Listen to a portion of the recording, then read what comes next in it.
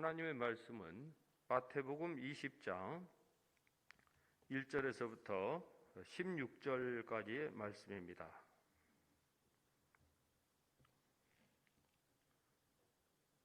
한 절씩 교독하시겠습니다. 천국은 마치 품꾼을 얻어 포도원에 들여보내려고 이른 아침에 나간 집주인과 같으니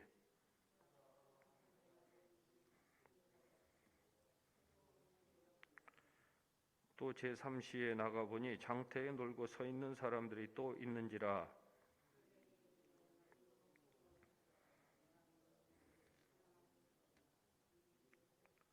제6시와 제9시에 또 나가 그와 같이 하고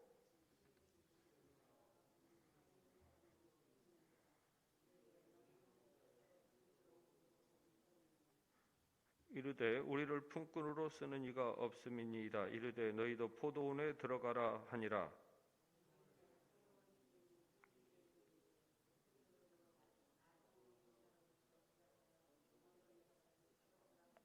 제11시에 온 자들이 와서 한 데나리온씩 받거늘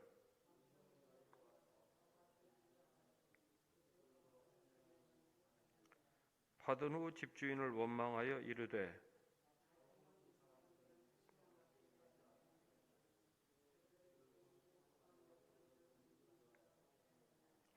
주인이 그 중에 한 사람에게 대답하여 친구여 내가 내게 잘못한 것이 없노라.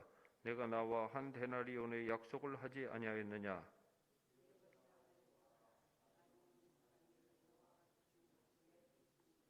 내 것을 가지고 내 뜻대로 할 것이 아니냐. 내가 선함으로 내가 악하게 보느냐.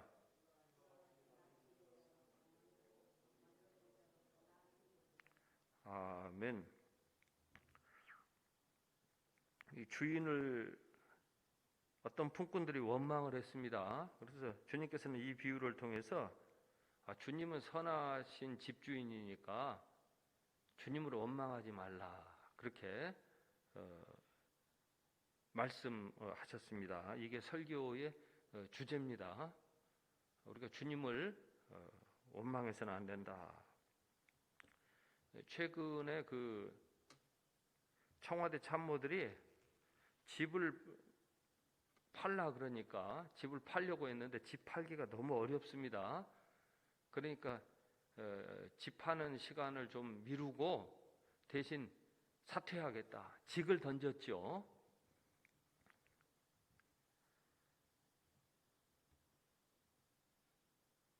아마 좋은 집주인이 되라 그런 그 취지에서 집을 여러 채 가지고 있으면 되냐 이런 취지에서 이 권고가 주어졌는데 선한 집주인이 되기가 참 어렵습니다. 이런 일들을 보면은 선한 집주인이 그 어느 때보다도 필요한 시대에 저희가 살고 있습니다. 또 집주인이 그동안 선한 그 역할을 잘했다면 집을 팔라고 원성을 들을 필요가 없겠지요. 예수님이 말씀하신 대로 예수님은 천국의 선한 집주인과 같습니다. 선한 집주인이 있음으로 해서 또 세상도 천국과 같아집니다. 인생은 죽을 때에 땅을 가져가지 못합니다. 집을 가져가지 못합니다. 이 사실은 우리가 원래 이 땅의 주인이 아니구나. 이 집의 주인이 아니구나. 이 사실을 알려주죠. 그냥 정해진 기간 동안 우리가 맡을 뿐이지 이게 우리 거라고 우리는 생각하지만 죽을 때 가져가지 못합니다. 그래서 인생은 정해진 기간 동안 땅과 집을 맡아서 관리하는 청직이지요. 그래서 오늘 예수님께서는 이 말씀을 하시는 거예요. 너희가 집에 연연해가지고 직분을 버리지 말아라. 청지기의 직분을 버리지 말아라. 이렇게 알려주시는 말씀이죠. 그래서 이 청지기는 당연히 선한 집주인에게 충성을 다해야 하고 선한 집주인이 되시는 주님을 원망해서는 안 되고 주님을 칭송하고 선한 집주인을 닮아가야 마땅합니다. 주님은 선한 집주인이시죠. 주님은 좋은 집을 지어서 사람들에게 주셨습니다. 에덴 낙원을 창조하시고 사람들에게 맡겨주셨지 않습니까? 근데 사람이 잘못 관리해가지고 에덴 낙원에서 쫓겨났습니다. 에덴 낙원의 원래 집주인은 주님이시죠. 그래서 쫓겨난 사람들이 세상에 나가 보니까 세상은 에덴 낙원하고 달랐습니다. 포악을 행하는 자들이 세상에서는 자기네들이 다 집주인 행세를 하고 있었습니다. 그래서 홍수 심판이 있게 되었죠. 홍수 심판으로 세상이 깨끗하게 되었지만은 이 포악을 행하는 자들은 또 바벨탑을 쌓고 제국을 만들고 제왕이 되어서 자기가 온 세상의 집주인이다, 이렇게 집주인 행세를 하고 있었습니다. 온 세상의 실제 주인이 되시는 주님은 이래서는 안 되겠다, 내가 이 사람들에게 집을 좀 되찾아 주어야 되겠다, 땅을 되찾아 주어야 되겠다, 이런 그 뜻을 가지셨죠. 그런 뜻을 가지시고 아브라함을 불러내신 거죠. 내가 내게 약속한 땅을 주겠다, 내가 내 집이 복이 되는 집이 되게 하겠다. 그래서 얼마나 선한 집주인이십니까? 주님께서는 집을 다 되찾아 주시는 거예요. 땅을 다 되찾아 주시는 이런 일을 행하셨습니다. 그러면서 이게 기쁜 소식이다, 이게 자손과 열방에 들을 만한 기쁜 소식이다, 이렇게 주님께서는 성경을 통하여서 이런 일을 행하셨음을 알려주셨죠. 주님은 선한 집주인이시죠. 애굽의 바로에게 억압당하던 히브리 민족이 애굽을 탈출하게 하시고 조상에게 내어주신 땅과 집을 되찾게 해주셨습니다. 돌이켜보면은 출애굽 여정 때에 히브리 민족은 선한 집주인이 되시는 주님을 원망하지 말았어야 했습니다. 근데 원망을 했단 말이에요.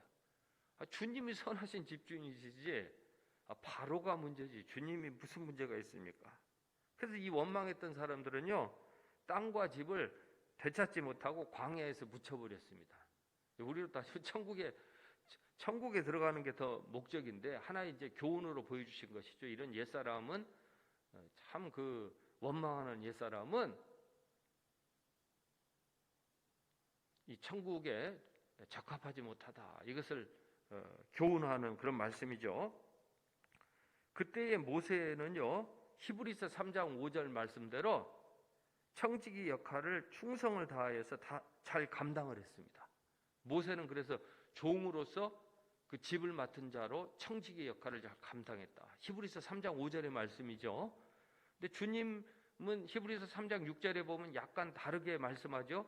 주님은 종으로서가 아니라 뭐예요? 그 당당한 자녀로서 뭐예요? 집을 잘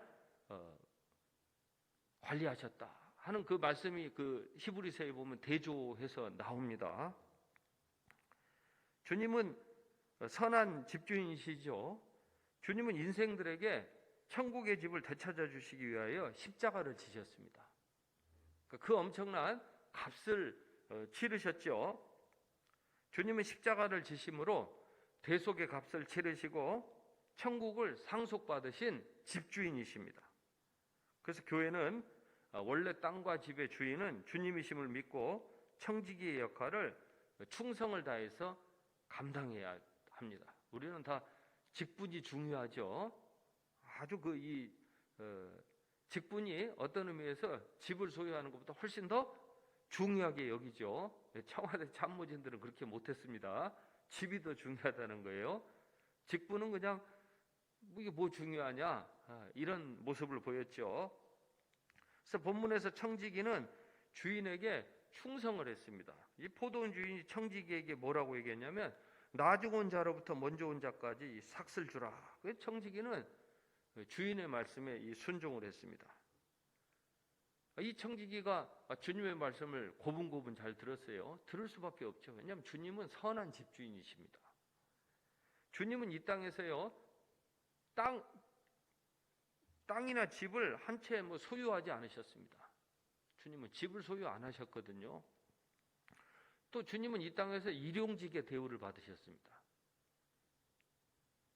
주님은 집이 없고 땅이 없는 사람들의 처지를 아십니다. 그런 주님께서 이 청지기에게 하라 그러니 그 청지기가 말을 들어야죠. 왜냐하면 주님은 선한 집주인이시니까. 그래서 주님은 땅이 없는 사람들의 처지도 아시고, 주님은 일용직으로 생계를 꾸려하는 사람들의 처지를 아십니다. 그러니까 주님은 이런 사람들에게 땅도 찾아주시려고 하고 집도 찾아주시려고 하고, 주님은 진실로 이런 뜻을 가지고 선한 집주인 역할을 하시고, 말하자면 교회는 그런 청지기 역할을 감당하라라고 부르셨다는 말씀이죠. 집주인이나 건물주나 토지주, 그리고 집과 건물과 토지에서 세금을 걷는 정부는 누구의 뜻을 따라야 됩니까? 선한 집주인이 되시는 주님의 뜻을 따라야 합니다. 선한 집주인이 되시는 주님의 뜻은 무엇입니까? 주님은 모든 사람들이 다 천국에서 분깃을 얻기를 원하시죠. 차별 없이 구원받고 천국에 들어가기를 원하십니다. 주인은 모든 품꾼에게 똑같은 품삯을 지불했다고 하루 종일 일한 품꾼들이 원망했지만은 주인은 분명히 자신의 약속을 지켰습니다. 약속하신 대로 지켰다. 그래서 오늘 첫 번째 메시지는 아마 그런 내용이겠죠. 주님은 은혜의 약속을, 언약을 체결하시고 신실하게 지키셨다. 주님은 은혜의 언약을 체결하신 것에 대해서 우리는 불평과 원망을 해서는 안 된다. 공로주의가 아니다. 그런 말씀입니다. 둘째로 하나님은 유대인보다 늦게 이방인을 부르셨지만은 하나님은 그들에게 똑같이 구원이라는 상급을 베풀어 주셨습니다. 그 시간을 누가 잘 사용하느냐, 오늘 누가 원망하지 않느냐, 오늘 누가 주님의 은혜를 받아들이는 태도를 가지고 있느냐, 이게 중요하다는 말씀이죠. 또 셋째로 용서와 구원의 약속은 모든 사람에게 열려 있으며 주인의 제안을 받아들이면 누구나 다 차별 없이 용서와 구원을 얻게 됩니다. 그러니까 주님께서는 지금까지도 행해 오신 일이나 앞으로 행하실 일을 보면 주님께서는 이를 흠잡을 데 없이 행해 오셨습니다. 주님은 비난받을 만한, 원망을 들을 만한 일을 하신 적이 한 번도 없으십니다. 이게 중요합니다. 주님이 은혜를 베푸시기 때문에 원망을 들어야 합니까? 우리는 이 부분에 대해서 오늘 이 말씀처럼 주님은 원망을 들을 만한 그런 일을 하신 적이 없으시다. 이 사실을 좀 받아들여야 되겠죠.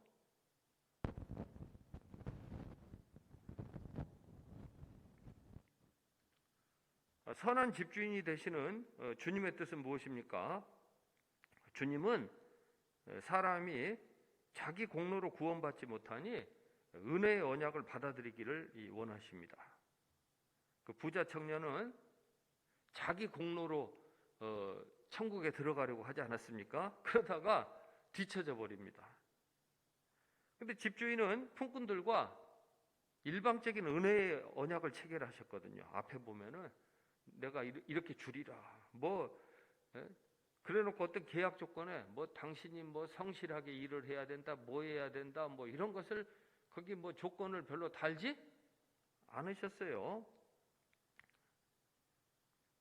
주님이 히브리 민족에게 그 출애굽의 은총을 베푸셨지 않습니까? 그래서 그 애굽에서 종되었던 사람들을 다 데리고 나오셨어요. 은혜를 먼저 베푸셨습니다. 그리고 시내산에서 언약을 맺으시잖아요. 언약을 맺으시는데 구원의 은총 다 베푸신 다음에 언약을 맺으세요. 원래대로 한다면은 그 구원해 주시기 전에 가서 계약을 맺어야죠. 내가 구원해 주면 어떻게 할래? 너 안 하면은 어떻게 할래? 이렇게 해야 되잖아요. 이렇게 안 하셨잖아요. 구원의 은총을 베풀어 주셨어요. 그래서 우리가 먼저 주님을 따르잖아요. 다 구원의 은총을 베푸신 다음에 와서 야, 내가 너희 구원했으니까 너희 좋은 일을 하고 좀 살아. 이것은 일방적인 은혜의 언약이죠. 그래서 이 시내산 언약은요, 쌍방의 의무를 규정하는 이 쌍무적인 계약이 아닙니다. 쌍방과는 계약이 아니고요, 하나님께서 일방적으로 은혜를 베풀어 주신 그런 이 언약입니다. 그러니까 주님이 이 구원의 은총을 베푸셨으니까 마땅한 도리는 우리가 주님을 사랑하는 것이죠. 주님을 사랑하는 게 우선이 되는 계명입니다. 그 10계명 보면 1계명부터 4계명까지 취지는 뭐예요? 누구를 사랑하라는 거예요? 주님을 사랑하라는 거예요. 주님을 사랑해야 살인하지 말라는 계명도 지킬 수 있고, 주님을 사랑해야 부모를 공경하라는 계명도 지킬 수 있다는 거예요. 주님을 사랑해야 이웃에게 거짓 증거하지 말라, 이런 계명도 지킬 수 있다는 이런 말씀이에요. 그 우선순위가 있다는 겁니다. 이 언약은 내가 무슨 도둑질하지 않고 살인하지 않아서 내가 스스로 구원을 쟁취한다, 얻는다, 이런 길과는 완전히 다른 길입니다. 그런 쌍무적인 계약의 길이 아니라 일방적인 은혜의 언약의 길이죠. 그래서 이 언약은 구원의 은총을 입은 사람은 당연히 주님을 사랑하며 주님과 함께 주님의 도우심으로 계명을 지켜서 복이 되지요. 일방적인 은혜의 언약입니다. 그러니까 이른 아침에 나와서 일했던 일꾼들은요, 자신들의 공로를 주장합니다. 우리가 오늘 하루 종일 얼마나 열심히 일했는 줄 압니까? 이 사람들이 트라우마가 있는 거죠. 그 노예 시절에 그렇게 일해도요, 그 바로가 알아줘요? 알아주지를 않잖아요. 그러니까 이 사람들은 원망하고 따지는 게 습관이 돼 있는 거예요. 그래서 주님 앞에 나오는 태도가 바뀌질 않는 거예요. 이 집주인은 아주 좋은 집주인이거든요. 왜 주님을 원망하느냐 이거예요. 주님께서 그들에게 뭐 빚을 지셨습니까? 주님께서 그들에게 뭐 꼭 그렇게 해주셔야 되는 게 아니잖아요. 자기들이 그런 걸 택해놓고 나서, 그러나 주님께서는 그런 거 일절 얘기하지 아니하시고 주님께서는 은혜로 대우하여 주시니 우리 성도님들은 어떤 경우에 있어서도 주님을 원망하지 말아야 하겠습니다. 이게 오늘 메시지입니다. 또 선한 집주인이 되시는 주님의 뜻은 무엇입니까? 그 늦게 온 사람들 보십시오. 늦게 왔으니 얼마나, 내가 참 그 사람들에게는 얼마 준다고 그 말을 안 해줬어요. 이 비유를 보시면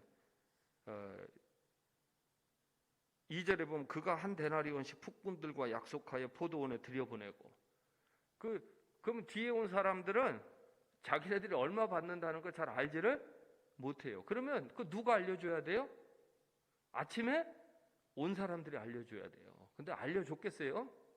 제가 봤을 때는 안 알려줬을 것 같아요. 그래도 뒤에 있는 사람들은 하여튼 늦게 와서 그런지 몰라도, 내가 너무 조금 일하니까 좀 미안한 생각이 있을 거 아니겠어요? 그러니까 막 부지런히 열심히 일했던 것 같습니다.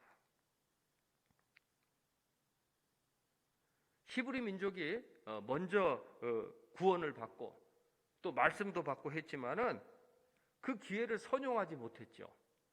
그래서 다시 집도 빼앗기고 땅도 빼앗기고 포로로 잡혀갔지 않습니까? 어떤 사건입니까? 바벨론 포로된 그런 사건이지요. 주님께서는 이런 일을 되풀이하지 말라는 거예요. 그러니까 먼저 온 일꾼들이 좀 감사하게 말해요. 주님의 뜻을 잘 받들고 나아가면은 얼마든지 뭐예요? 자손과 열방에 복이 되는 그런 일을 펼쳐나갈 수가 있었는데, 그렇게 하지 아니하고 나태하게 말해요. 나태하게 주님을 사랑하지 못했던 데서 다시 그런 틈을 내주게 되었다는 그런 사실을 오늘 우리는 좀 잘 돌아보아야 되겠고, 그 틈을 내주는 징후가 뭐예요? 누구를 원망하는 거예요?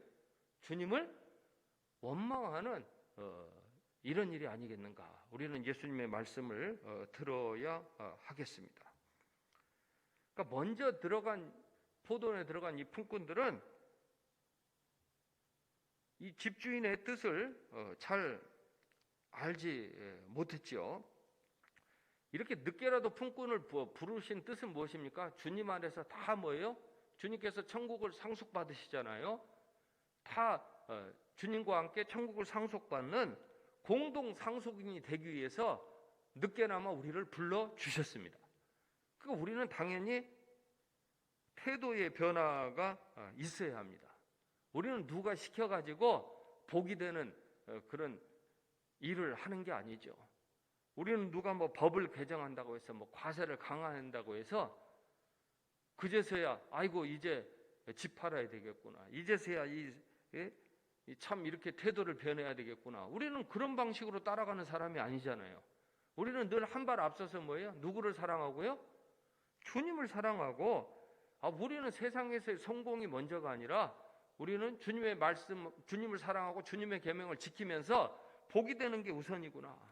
우리는 늘 이런 마음으로 살아가지 않습니까?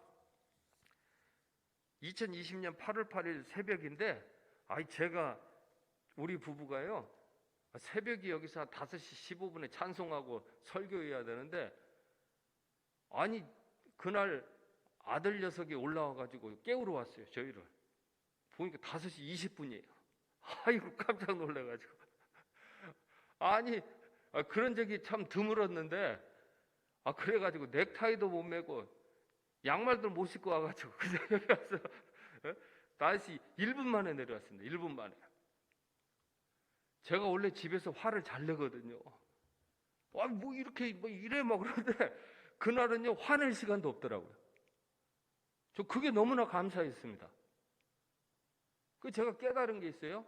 화를 내는 것은 작정하고 화를 내는구나.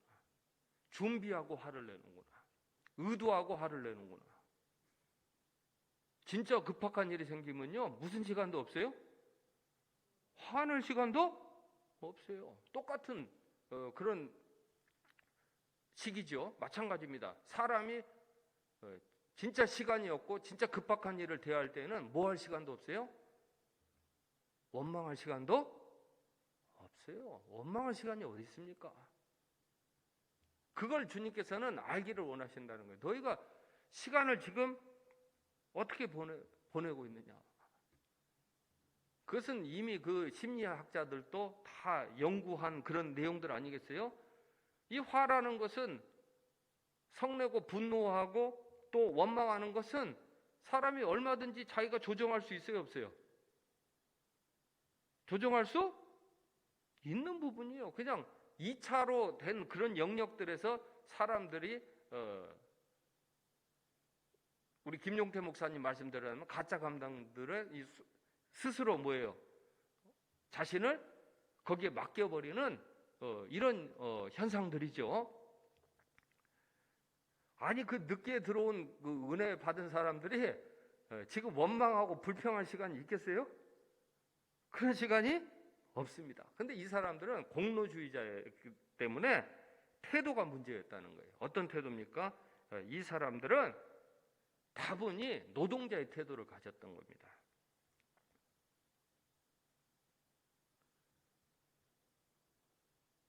노동자는 아무래도 뭐예요? 그래서 지금 많은 사람들이 웬만한 사람들을 다 노동자로 분류하고 있지 않습니까? 이 노동자는 좀 달라요. 노동자는 시간이 아주 중요해요. 노동자의 권익이 얼마나 중요합니까? 그런데 주님께서는 품꾼들을 노동자로만 보시는 게 아니라 자녀로 보시는 거예요. 자녀로.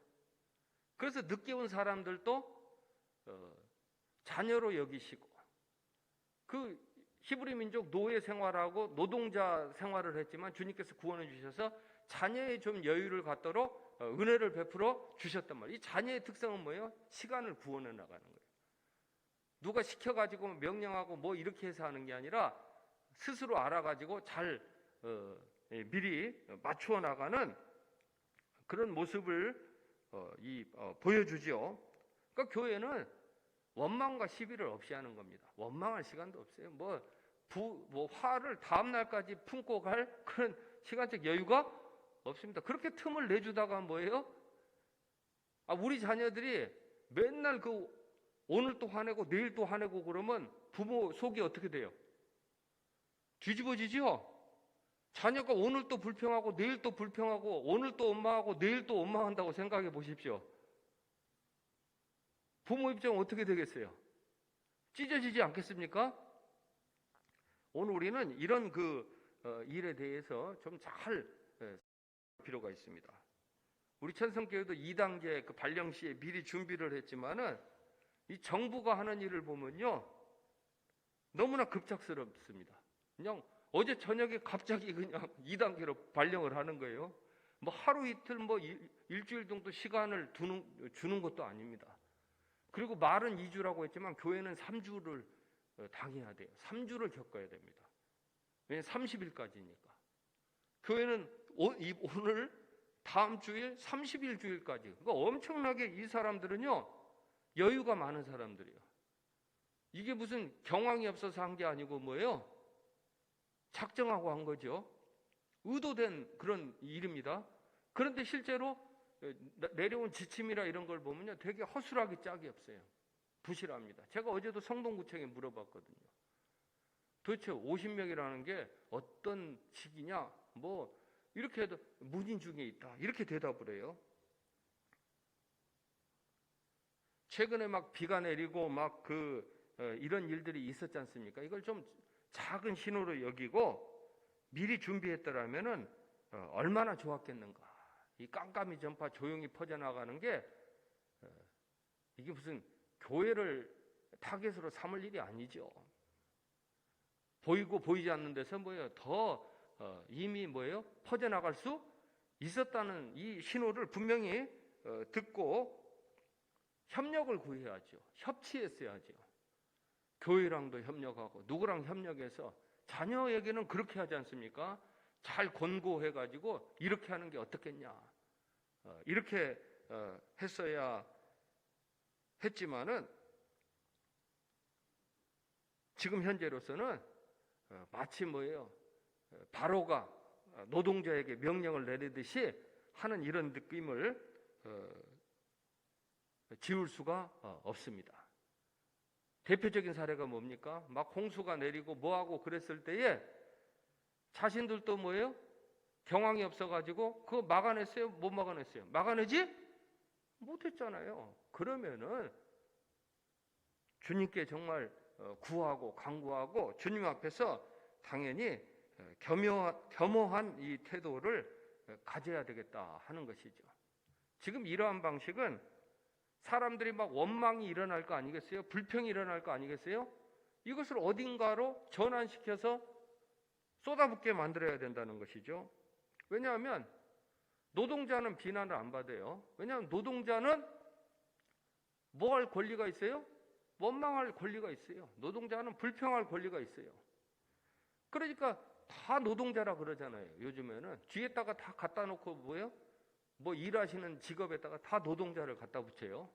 그래서 우리나라에 지금 뭐 노동자의 그 범위가 엄청나게 넓어져 가고 있어요. 뭐 저는 나쁘게 보지는 않지만은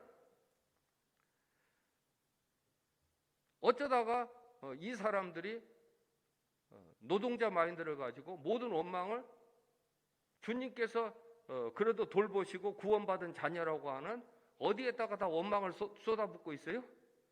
교회에다가 원망을 쏟아붓고 있단 말이죠. 이것에 대해서 어떻게 생각을 하십니까? 저는 이런 생각을 할 필요가 있다고 생각합니다. 지금은 심지어 교회가 신천지래요. 교회가 신천지랑 똑같다. 그럴 때 우리가 견디는 방법이 있습니다. 주님은 뭐예요? 집도 하나 없이 뭐 힘들게 어렵게 사셨지만 주님은 그 바로와는 달리 세속 정권과는 달리 분명히 뭐예요? 사람들에게 천국 같은 집과 땅을 찾아주기를 원하시기 위해서 사랑을 베푸셨다는 사실을 우리는 잊지 말아야 합니다. 그래서 우리는 어떤 경우에 있어서도 이런 원망을 들을 때에 주님께서 그 원망을 다 들으시면서도 묵묵히 십자가를 지시고 잘 견뎌내시고 우리의 구원을 이루셨구나 하는 사실을 우리가 잘 깨달아 알아야 하겠습니다. 왜냐하면 우리는 이런 일에 너무나도 자연스럽게 받아들일 수 있죠. 왜냐하면 우리 집주인이 되시는 주님은 진실로 선하신 집주인이 되시기 때문입니다. 세상에 이런 일을 계획하고 막는다고 장담하고 뭐 이렇게 하는 그 사람들이 정말로 우리 국민들에게 집과 땅을 되찾아줄 의지가 있는 것인지에 대해서는 그것은 정치하는 사람들이나 그 추종자들이 논할 일이겠고, 그러나 우리가 분명하게 기억해야 할 것은 주님께서는 실제 우리의 품삯을 떼어 먹으신 적도 없으시고, 주님께서는 우리에게 주어야 될 것을 과분하게 늘 은혜로 주신 일을 포기하신 적도 없으시다는 사실을 우리가 좀 잘 받아들이고 나아가야 되겠다라고 하는 말씀을 드립니다. 지금이야말로 이럴 때에 주님이라면 어떻게 하실까, 이런 일을 좀 숙고하고 나아가야 할 텐데, 우리 성도들만이라도 여기에 편하게 모이지 못했다고 할지라도 주님은 선하신 집주인이 되시니까 어디에 계시든지 간에 주님을 사랑하고 주님을 찬송해야 하겠습니다. 또 주님의 말씀을 기억하고 주님을 사랑하는 마음을 좀 가져야 하겠습니다. 주님을 모시고 천국 같은 심령, 천국 같은 집을 이루어야 하겠습니다. 이것이 주님의 선하신 뜻입니다. 기도하겠습니다. 사랑의 아버지 하나님, 이제 3주간 저희가 2단계 발령에 따라서 예배를 드려야 합니다. 주님 함께하여 주시옵소서. 우리가 주님을 모시고 진정으로 기쁜 마음으로 주님께 예배를 드리기를 원합니다. 주님, 우리 가정이 푸른 초장 같은 집이 되게 하시고 또 천국 같은 집이 되게 하시려는 뜻을 잘 받들게 하옵소서. 특별히 우리의 자녀들이 참 모이기도 힘들고 예배드리기도 힘든 처지에 있습니다. 주님, 우리의 간구하는 기도를 잘 들어 응답하여 주시옵소서.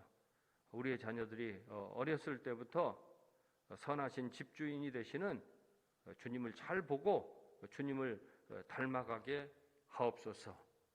우리의 모든 식구들이 주님을 닮아서 열방과 앞으로 다음 세대들에게 계속 이어서 복이 되게 하옵소서. 우리 천성의 성도님들 원망 듣고 또 교회가 비난받는 이때에 잠잠히 입을 열지 아니하시고 묵묵히 선한 집주인이 되셨던 주님을 따를 수 있도록 우리에게 온전한 믿음을 더하여 주옵소서. 감사하는 마음으로 드리는 헌금을 기뻐 받아 주옵소서. 예수님의 이름으로 기도합니다.